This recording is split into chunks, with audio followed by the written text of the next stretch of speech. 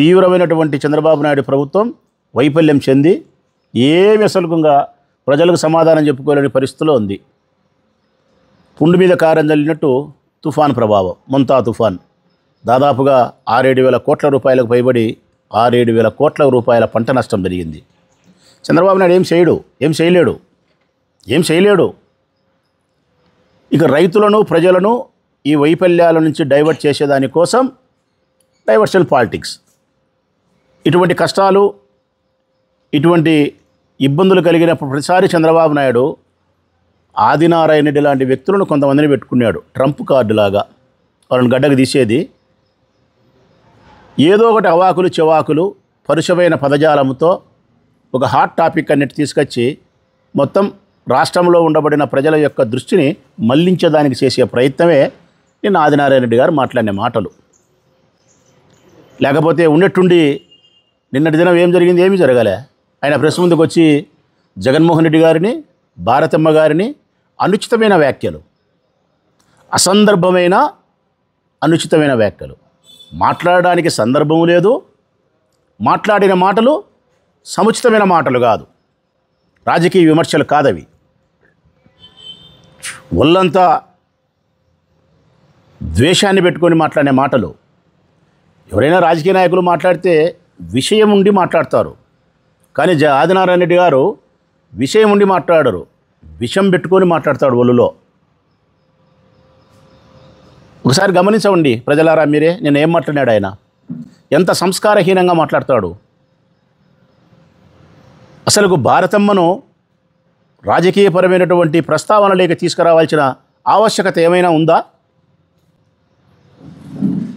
రాజకీయాలలో కొనసాగే మేము మా రాజకీయ ప్రత్యర్థుల యొక్క కుటుంబ స్త్రీలను పత్రికా ప్రకటనలకు కానీ, వారి ఆత్మగౌరవాన్ని దెబ్బతీసే విధంగా కానీ వారిని విమర్శించడం అనేది సంస్కారమా? మేము ఎప్పుడైనా మాట్లాడుతున్నామా అట్లా? మేము ఎప్పుడు మాట్లాడడం అట్లా?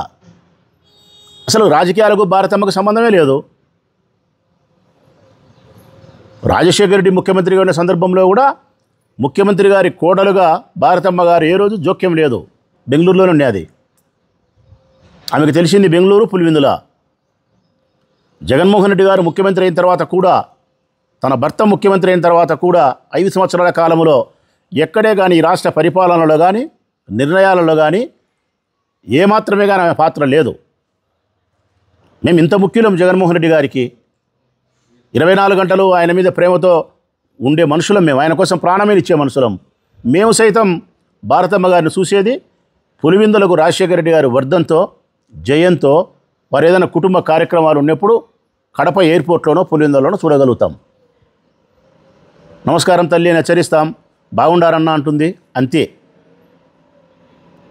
అట్లాంటి భారతమ్మను పట్టుకొని ఎంతెంత మాటలు మాట్లాడతాడు ఆయన, సంస్కారహీనుడై.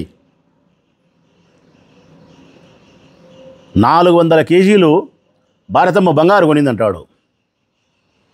అసలు ఏమన్నా అర్థం పడుతూ ఉండే మాటలేనవి?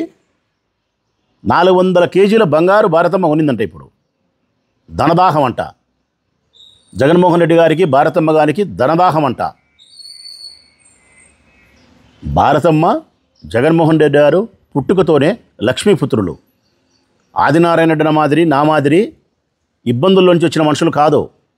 ఆదినారాయణ రెడ్డి గారి రాజకీయ జీవితం అంతా ఆర్థికపరమైన ఇబ్బందులతో వచ్చినది. 500 రూపాయలకు కూడా ఇబ్బందులు పడిన రోజులు ఉన్నాయి. వాళ్ళు రాజశేఖర రెడ్డి సహాయం చేస్తే నిలవని రాజకీయ కుటుంబం అది.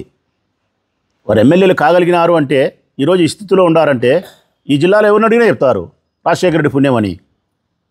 ఈరోజు మేము ఎమ్మెల్యేలు కాగలిగినామంటే జగన్మోహన్ రెడ్డి పుణ్యం. 100కు 100% చెప్తాను నేను ఎమ్మెల్యే కాగలిగినానంటే మొట్టమొదటి కారకుడు జగన్మోహన్ రెడ్డి గారు. నాకు కృతజ్ఞత ఉండాలి ఆయన పట్ల. ఆదినారాయణ రెడ్డి గారు ఎమ్మెల్యే కాగలిగినారు అంటే కన్నా రాజశేఖర రెడ్డి గారి పుణ్యం. అంత ఫ్యాక్షనిస్టులో, అంత ఫ్యాక్షనిజం ఉండే సందర్భంలో గుళ్ళకుంటి శివారెడ్డి గారి దెబ్బకు విపరీతంగా జిల్లా అంతా షేక్ అయ్యే పరిస్థితుల్లో వారు నిలబెట్టింది రాజశేఖర రెడ్డి. నెలసరి డబ్బులు ఇచ్చినాడు, వాళ్ళకి ఏం కావాలో జీపులు ఇచ్చినాడు, లైసెన్స్ తుపాకులు ఇచ్చినాడు, ఆత్మస్థైర్యాన్ని ఇచ్చినాడు. అట్లాంటి కుటుంబాన్ని పట్టుకొని కృతజ్ఞత లేకుండా మాట్లాడతాడు ఆదినారాయణ రెడ్డి గారు.